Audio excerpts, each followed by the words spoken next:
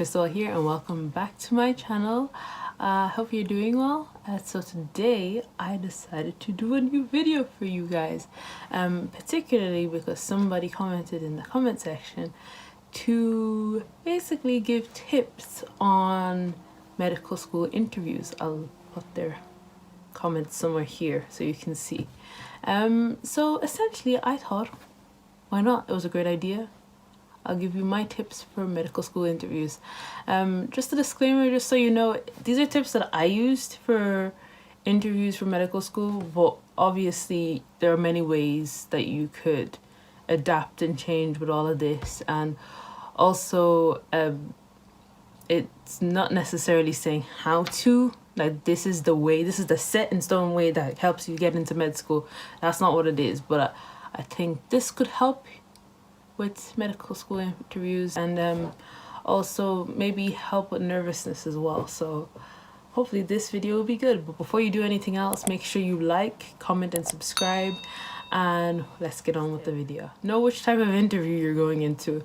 I know it's quite basic, but there are usually two types of interview formats that they have here in the UK. I'm not sure if there's any other ones, but this can be applied to any medical school or any interview. It might be an MMI, which is a mini multiple interview, or a panel interview, and that can make the whole lot of difference with interviews. If you're doing an MMI, you have different stations, and with different stations you have a specific amount of time, depending, maybe 5 to 10 minutes on each station. And then with panel interviews, you're in a room with probably a few interviewers who are asking you questions.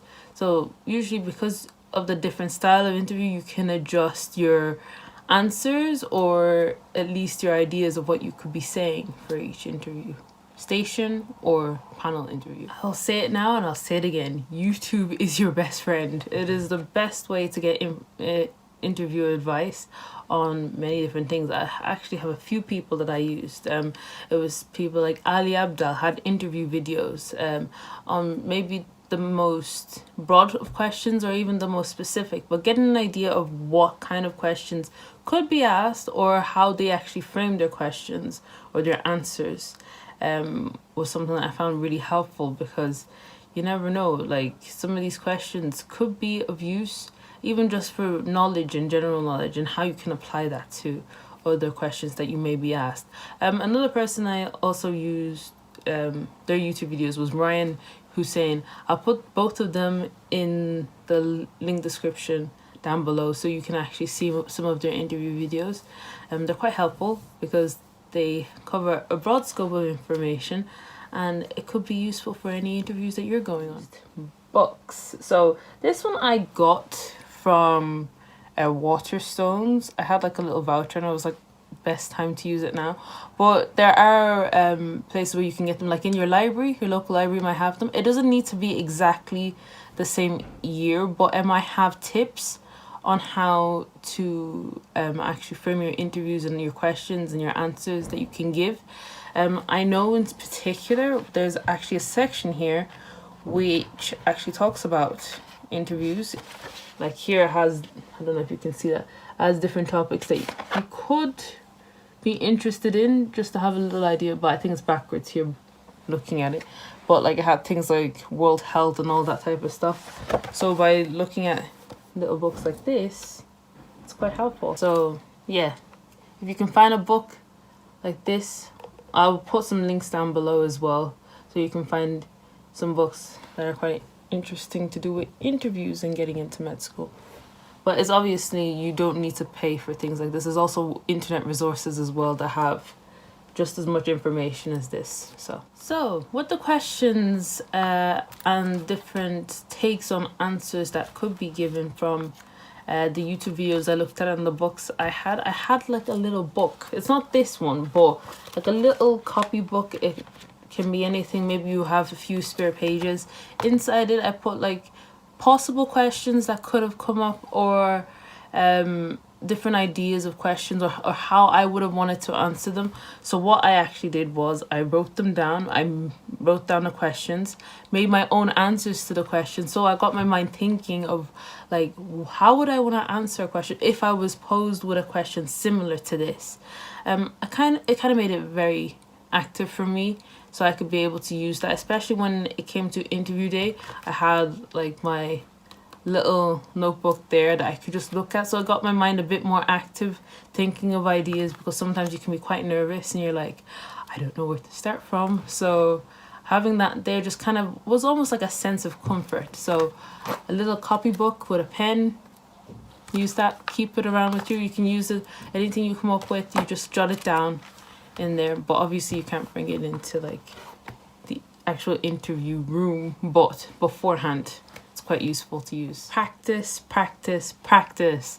One of the most important things is that, of course, you can write all of these things down. You write down your questions, your answers, or what you think you would like to say, but practicing makes perfect. I practice with my sister. She would ask me like random questions, basic ones, or ones that she'd seen in the little book that I had, and see how I would answer them. Because also sometimes the way people frame questions, you might respond differently to it, and also kind of builds up the confidence that you need to be able to speak up and speak your mind. So yes, practice. It doesn't have to be somebody who has done something in the medical field before. It can just be a family member, a friend, anyone that you trust that you can speak to. Read up on the medical school that you're interviewing at. I know you probably have looked at stuff to do with the medical school before you actually applied, but I would say the best thing you could do for yourself is make sure you understand how the university or the medical school works, understand what the teaching approach is, understand they have actual information on what kind of interview things that they would want on the website. They're not trying to trick you, they want to help you. So please, please, please look at the website. It helps you with the answers that you can give, so you don't give a generic answer, that you're able to like tailor it to the med school that you're actually interviewing at. It would be a helpful thing to maybe actually pay attention to your personal statement. In your personal statement was like your little snippet of who you are as a person. I know medical schools, a lot of medical schools don't really use personal statements anymore as much, but it can be helpful to get your mind turning and thinking of the things that you did over the past year or 2 years or whatever, how many years, to be able to draw from your experiences with your answers that you give. So it becomes a bit more personal, or a little bit more a holistic idea or a holistic view. Thing I would say is pay attention to current news issues. If it is looking at the news from time to time, you know, understanding what's going on in the medical field, it can be quite useful. Just to be clued in, like as medical doctors, you're going to be at the forefront of science pretty much every day. So it's quite helpful to keep yourself in the loop with some of the information, whether it's watching BBC News or watching the news channels that are available to you, or listening to the radio even. You can find quite a few information on that. So yes. Well, this could also apply to students who are applying in the UK, would be to know the NHS constitutional values and like the pillar of ethics. Because these type of things can help frame your answers. It kind of gives like a little scaffold to be able to answer your question. So you're not necessarily just pulling things out from thin air, which might happen, but being able to frame it in an answer that it can make it understandable. That's it.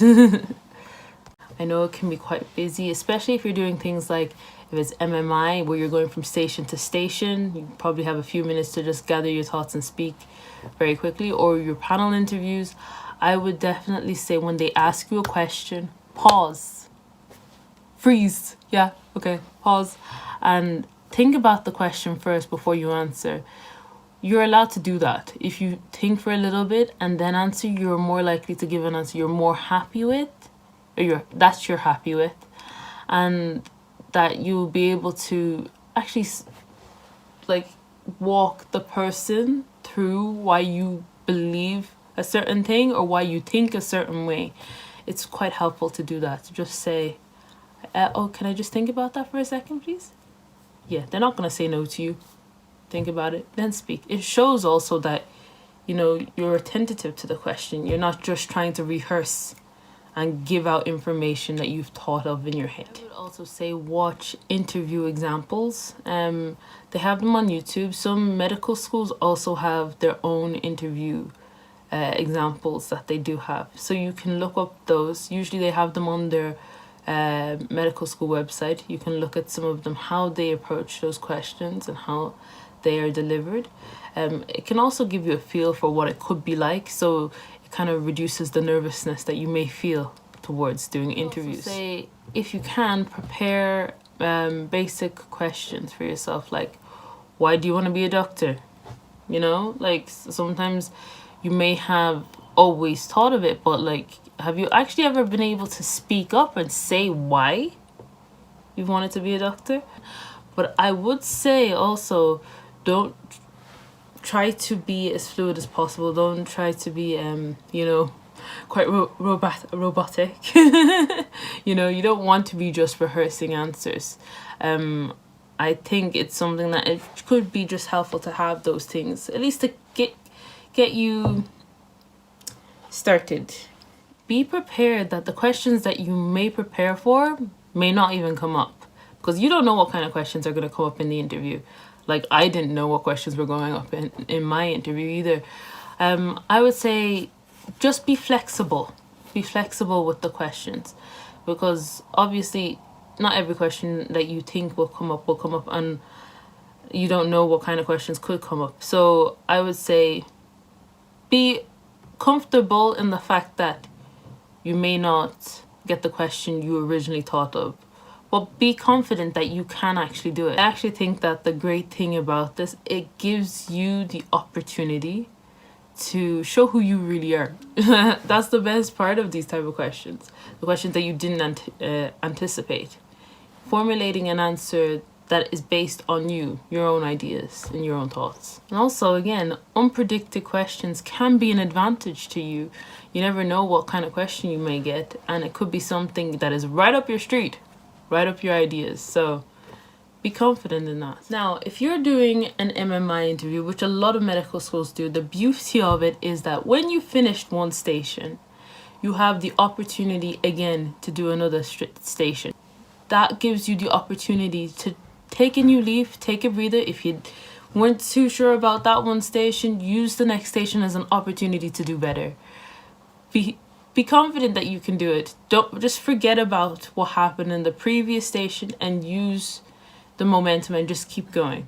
The last tip I've got for you guys, just know that when you finish your interviews, that basically you've done your best.